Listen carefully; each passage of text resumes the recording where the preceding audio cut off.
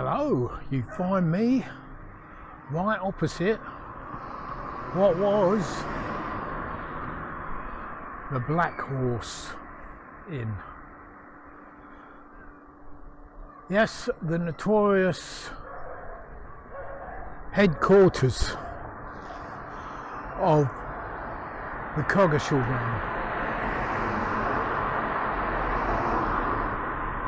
I want to talk about how they were all rounded up and what happened to them.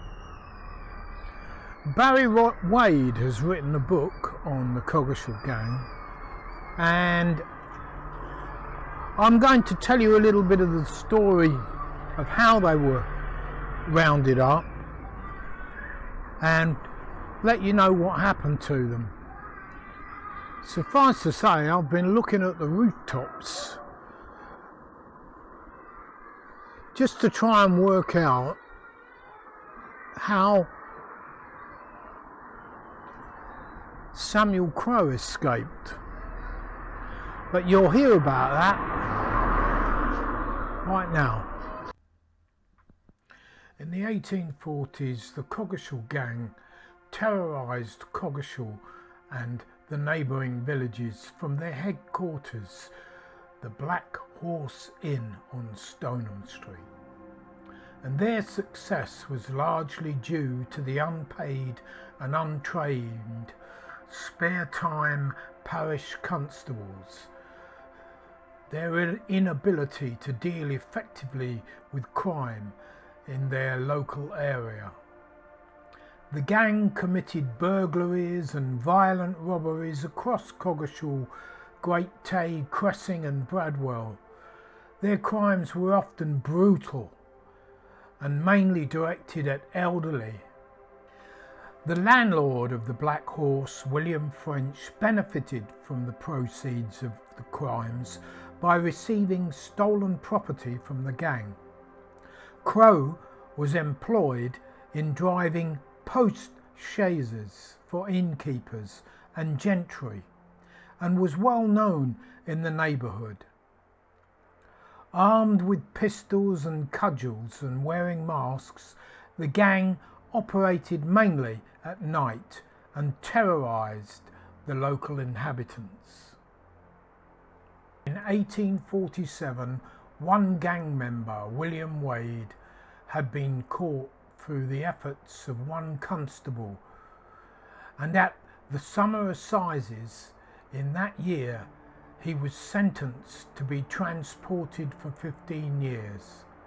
Whilst in Chelmsford prison, he was visited by Samuel Crowe, who promised to look after Wade's wife if he kept quiet, but the gang failed to honour this agreement, and the furious Wade informed the governor of the prison of the identity of the other gang members. Magistrates at Whittam were informed and warrants were issued for the arrest of William Crusty Ellis, William Springett, William Tansley and Samuel Crowe. Springett was a thatcher by trade and was arrested at Fearing. Tansley, a labourer, was found at the Meeting Street in Coggeshall, and soon they were lodged in Chelmsford Jail. Two further members of the gang, William Payne and Thomas Whitaker, had escaped to Liverpool, where they were apprehended on board a ship bound for New York. The two men being taken off the ship and placed in chains, both men were taken back to Whittam, but were later acquitted.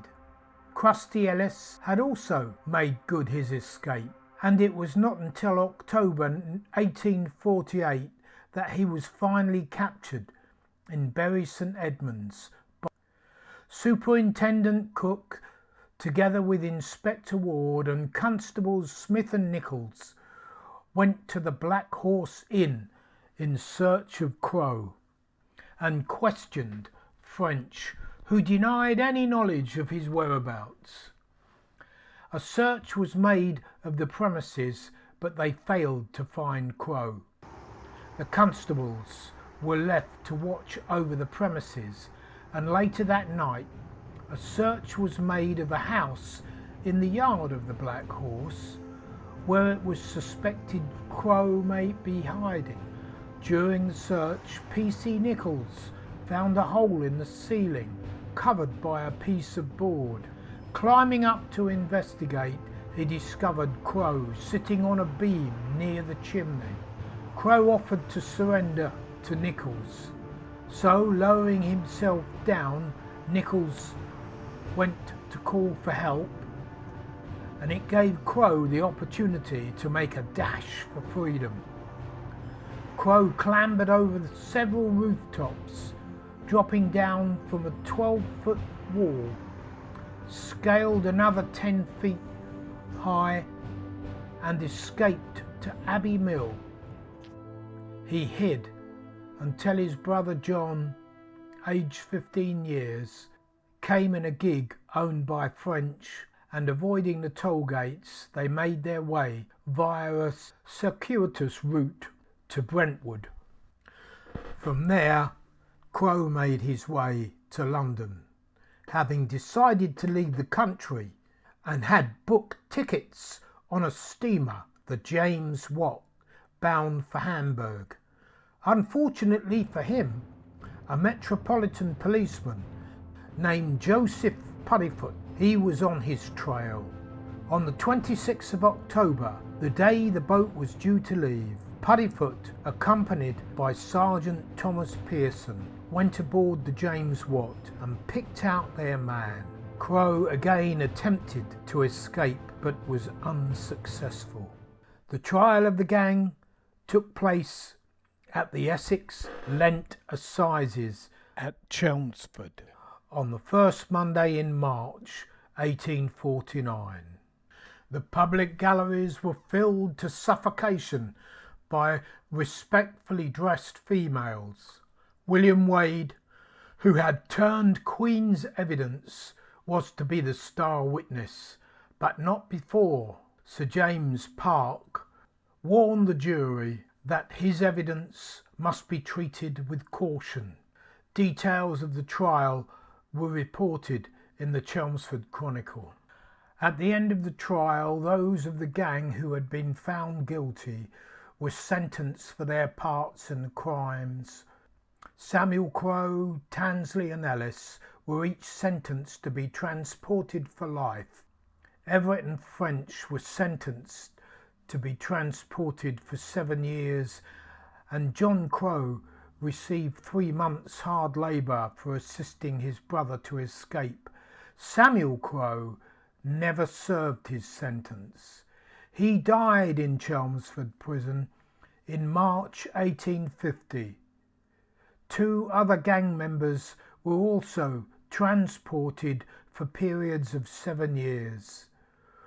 Wade, who had been an active member of the gang, had his sentence reduced to transportation for 7 years, and thus ended the reign of terror that the Coggeshall Gang had brought to this quiet part of rural Essex. You can find out much more about the Coggeshall Gang in a very comprehensive book by Barry Wade called The Coggeshall Gang, which is available at the moment on Amazon. But there are also copies in the museum and in Coggeshall Library. Well, that's it. That's the Coggeshall Gang. Rooftop chase. And ending up in Australia. If you enjoyed the video, don't forget, and I'll see you in another video. Stay safe.